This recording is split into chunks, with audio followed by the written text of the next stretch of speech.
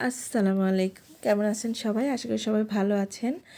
আজকে আপনাদেরকে আমি চাপটি পিঠা করে দেখাবো। আর এই পিঠাটা খুবই মজা হয়। পিঠাটা খেতে কিন্তু আর 300 ফিট যেতে হবে না যদি এভাবে বাসায় ট্রাই করেন।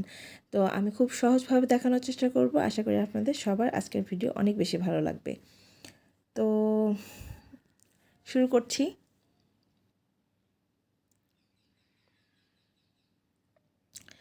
পিঠাটা বানানোর জন্য প্রথমে কিছু জিনিস রেডি করে নিতে হবে। আপনারা দেখছেন যে কত সহজে উঠেও গেল। তো এখানে আমি একটা বোলের মধ্যে 1 কাপের মতো পোলাওয়ের চাল নিয়েছি, আর 1/3 কাপ নিয়েছি হচ্ছে মানে 1 কাপে 3 ভাগের 1 ভাগ নিয়েছি হচ্ছে মানে ভাতের চাউল। আর নিয়েছি ডাল এখানে 3-4 রকমের আছে, সবই 2 টেবিল চামচ করে নিয়েছি। প্রথমে মুগ ডাল দিলাম, এখানে খেসারির ডাল, এটা খেসারির ডাল 2 টেবিল চামচ। আর এরপরে দিয়ে দিব হচ্ছে এটা ছোলার ডালটা আমি 1 টেবিল চামচ দিয়েছি, আপনারা চাইলে 2 টেবিল চামচ দিতে পারেন। মসুর ডাল দিলাম হচ্ছে 2 টেবিল চামচ। এখন এগুলোকে খুব ভালো করে মিশিয়ে আমি পানি দিয়ে ধুয়ে নিব আগে 4-5 বার, মানে পরিষ্কার পানি বের হওয়া পর্যন্ত এটাকে ধুয়ে নিতে হবে। তো এগুলোকে ধুয়ে আমি রেখে দিব হচ্ছে সারা রাতের জন্য, পানিতে সোক হতে দিব। তো এটা পানিতে ভিজিয়ে রাখছি। পরের দিন সকালে আমি আবার এই যে নিয়ে আসলাম। এখন এগুলোকে আবারও খুব ভালো করে ধুয়ে নিব।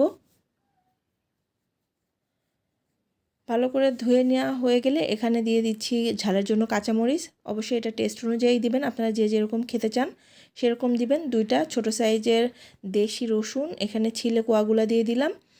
আর এখানে চাইলে পেঁয়াজও অ্যাড করতে পারেন, আমি অ্যাড করিনি, আপনারা চাইলে করতে পারেন। এখন একটা ব্লেন্ডার জারের মধ্যে সব উপকরণগুলো দিয়ে দিচ্ছি, মানে যেগুলো আমি ধুয়ে রাখলাম। এগুলো দিয়ে আমি একটা অল্প পানি দিয়ে একটু পেস্ট করে নিব। আর এই পেস্টটা কিন্তু মিহি পেস্ট হবে না, তাহলে কিন্তু মুচমোচা হবে না চাপটি পিঠাটা। তো যদি মুচমোচা খেতে চান তাহলে একটু যাতে গুঁড়া গুঁড়া থাকে এরকম অবস্থাতেই কিন্তু ব্লেন্ডারটা অফ করতে হবে। আপনারা দেখেই বুঝতে পারছেন, কিন্তু খুব বেশি মিহি কিন্তু হয়নি।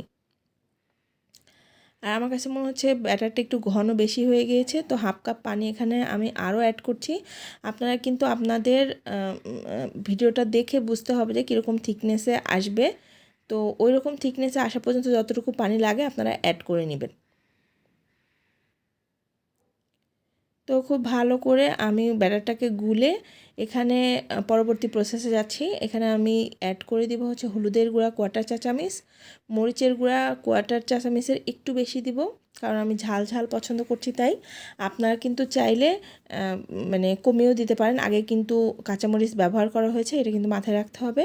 আর দিয়ে দিচ্ছি স্বাদের জন্য লবণ, দিয়ে এখন খুব ভালো করে একটু মেখে নিব। আর আমি কিন্তু ওইদিকে প্যান অলরেডি গরম করতে দিয়ে দিয়েছি চুলায়। চাপটি পিঠা বানানোর জন্য কিন্তু প্যানটা খুব ভালো করে গরম হতে হয়। এখানে অ্যাড করে দিলাম 1/4 চামচের মতো লেবু পাতা কুচি, এটা দিলে কিন্তু খুব ভালো একটা ফ্লেভার অ্যাড হয়, ঠিক আছে? তো আর খুব ভালো গরম না হলে কিন্তু পিঠাটা উঠবে না, চাপটি পিঠাটা উঠবে না। তো আপনারা ভিডিওতে দেখতেই পাচ্ছেন কীরকম ধোঁয়া উঠছে, এটা কিন্তু আমি হাই হিটে গরম করে নিয়েছি। এখন চুলার হিটটা মিডিয়াম টু লোতে করে দিয়েছি, দিয়ে উপরে এখন পিঠাটা আমি দিয়ে দিব, চাপটি পিঠার ব্যাটারটা দিয়ে দিচ্ছি, দিয়ে খুব ভালো করে হাতের সাহায্যে ঘুরিয়ে পিঠাটা আমি মেক করে নিচ্ছি। আপনারা ভিডিওটা দেখলেই বুঝতে পারবেন, এবং এটা খুবই ইজি করা। মিনিট 2 পরে উপরে যখন হয়ে আসছে তখন আমি একটু ঘি ব্রাশ করে দিচ্ছি। আপনারা চাইলে কিন্তু এখানে তেলও দিতে পারেন, না চাইলে কিছু নাও অ্যাড করতে পারেন, কোনো সমস্যা নাই। আমি একটু ফ্লেভার আর ভালো স্বাদের জন্য দিয়েছি। তো আর 2 মিনিট পরেই কিন্তু দেখবেন কালারটা চেঞ্জ হয়ে আসছে, এই অবস্থাতে কিন্তু হয়ে যাবে, আপনারা উঠিয়ে ফেলতে পারবেন। তো কত সহজে চাপটি পিঠা বাসায় বানানো যায় দেখেন। আমার কিন্তু রেডি হয়ে গেছে পিঠাগুলো, আর এটা আমি হাঁসের মাংসের সাথে সার্ভ করেছি। আপনারা চাইলে কিন্তু এমনিতেও এই পিঠাটা খুবই মজা লাগে খেতে। তো আশা করছি আমার এই সহজ রেসিপিটা আপনাদের অনেক বেশি ভালো লেগেছে। যদি ভালো লাগে প্লিজ একটা লাইক কমেন্ট শেয়ার করবেন, পেজটি ফলো করবেন যদি ফেসবুক থেকে দেখেন, ইউটিউব থেকে দেখলে চ্যানেলটিকে সাবস্ক্রাইব করে পাশেই থাকবেন। শেষ পর্যন্ত ভিডিও দেখার জন্য সবাইকে অনেক ধন্যবাদ। আল্লাহ হাফেজ।